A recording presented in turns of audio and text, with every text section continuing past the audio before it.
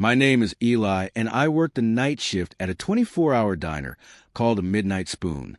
It's a small, unassuming place tucked between a laundromat and a pawn shop on the edge of town. The kind of spot that doesn't get much foot traffic after midnight, except for the regulars who've been coming here for years. The diner is a relic of the past, with its cracked vinyl booths, flickering neon sign, and a jukebox that only plays songs from the 50s and 60s. It's not glamorous, but it's mine. I've been working here for 3 years, and I've grown to like the quiet rhythm of the place. Most nights, it's just me, the cook, and a handful of customers, truckers, insomniacs, and occasional late-night wanderer. The night it happened was a Tuesday, the slowest night of the week. The diner was nearly empty, save for an elderly couple sipping coffee in the corner and a trucker nursing a plate of fries at the counter. I was wiping down tables, half listening to the hum of the jukebox, when the bell above the door jingled. I looked up, and that's when I saw him. He was tall, maybe in his early 50s, with salt and pepper hair and a sharp jawline. He wore a tailored gray suit, which immediately stood out in a place like this. Most of our customers come in wearing jeans and flannel, not something you'd see on the cover of GQ. He glanced around the diner, his eyes scanning the room like he was assessing it, before walking over to the counter and taking a seat. "Evening," I said, sliding a menu in front of him. "What can I get you?" He didn't even glance at the menu. "Black coffee, please. And a slice of apple pie, if you have it." His voice was smooth, almost hypnotic, and there was something about the way he carried himself that made me uneasy. It wasn't that he was rude or threatening. He was actually polite, almost charming, but there was an intensity to him, like he was always 3 steps ahead of everyone else. I poured his coffee and grabbed a slice of pie from the display case. When I set it down in front of him, he looked up at me and smiled. "You work here every night?" "Most nights," I said, trying and keep my tone light. "It's quiet, but it pays the bills." He nodded, as if he understood, and took a sip of his coffee. "You ever think about doing something else? Something bigger?" The question caught me off guard. It wasn't the kind of thing strangers usually asked, especially not in a place like this. I shrugged. "I don't know. I guess I haven't really thought about it." He studied me for a moment, his gaze piercing. "You should. Someone like you could go far." I didn't know how to respond to that, so I just smiled and walked away. For the rest of the night, I kept an eye on him. He didn't say much, just sat there sipping his coffee and eating his pie, but I couldn't shake the feeling that there was something off about him. When he finally left, he left a $50 bill on the counter, way more than his order cost, and disappeared into the night. I didn't think much of it at the time. Weird customers are part of the job, and I figured I'd never see him again. But I was wrong. A week later, he came back. This time, he wasn't alone.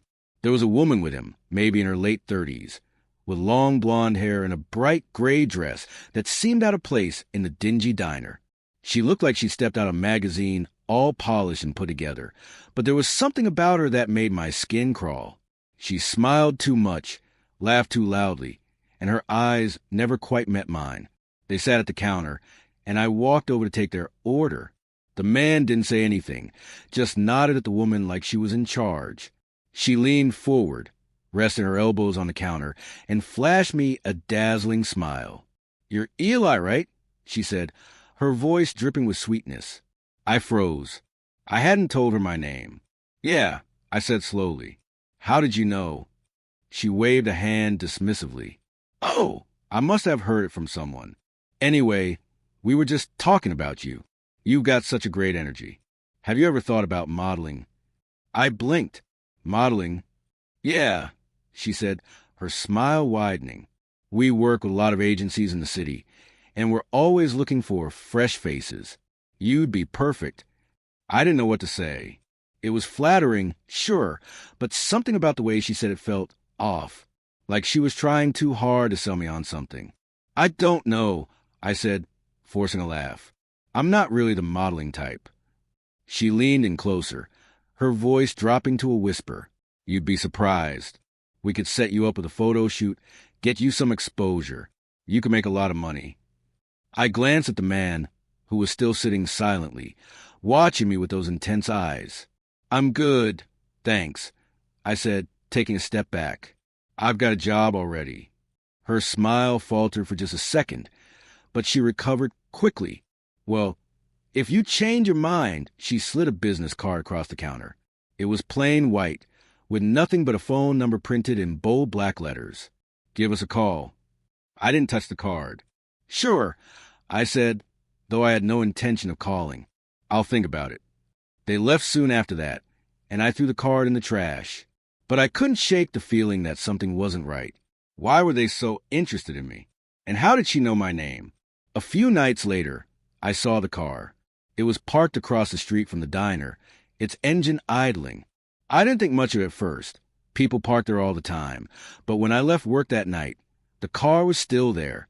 And when I got in my car and started driving, it followed me. My heart started racing. I tried to tell myself it was a coincidence. But when I turned onto a side street and the car turned too, I knew I was in trouble. I drove faster, my hands gripping the wheel, and took a series of random turns. But the car stayed on my tail. Finally, I pulled into the parking lot of a police station and slammed on the brakes. The car sped past, disappearing into night. I sat there for a long time, my heart pounding, before I finally worked up the courage to drive home. I didn't sleep that night. Every sound, every shadow made me jump. I kept thinking about the man and the woman, about the way they'd looked at me, about the business card I'd thrown away. What did they want from me? And why had they chosen me? The next time I saw them, I was ready. It was another slow night, and I was restocking the condiments when the bell above the door jingled. I looked up, and there they were, the man in the gray suit and the woman in the gray dress. They walked straight to the counter, and I could feel their eyes on me as I approached. Back for more pie? I asked, trying to keep my voice steady. The woman smiled, but it didn't reach her eyes. Actually, we were hoping to talk to you. In private. I shook my head. I'm working. Whatever you have to say, you can say it here. Her smile faded, and she exchanged a glance with the man. Fine, she said, her voice cold. We'll make this quick. We know you've been struggling. We know you're tired of this place. We can offer you something better. All you have to do is come with us. I took a step back, my heart pounding. I'm not going anywhere with you. The man finally spoke, his voice low and calm. You don't have a choice. That's when I noticed the door behind them creak open. Two figures slipped inside, their faces obscured by hoods. I didn't think. I just acted. I grabbed the nearest thing I could find, a heavy glass ketchup bottle, and hurled it at the man. It missed, shattering against the wall, but it was enough to startle them. I bolted for the kitchen, shouting for the cook to call the police. By the time the cops arrived, the man, the woman, and their accomplices were gone. The diner was a mess, but I was unharmed. The police took my statement and reviewed the security footage, but there wasn't much to go on. The man and the woman had been careful to keep their faces hidden, and the car they'd driven off in had stolen plates. It's been a few months since that night, and I still don't know what they want from me. I've tried to put out of my mind, but I can't shake the feeling that they're still out there, watching, waiting. I don't work the night shift anymore. My boss agreed to move me to days. But I still look over my shoulder every time I leave the diner. I keep the business card they gave me, though I've never called the number. Sometimes, late at night, I wonder what would have happened if I'd said yes. Would I be modeling in the city, living the life they promised? Or would I be somewhere much, much worse? I don't know, and I don't think I ever will.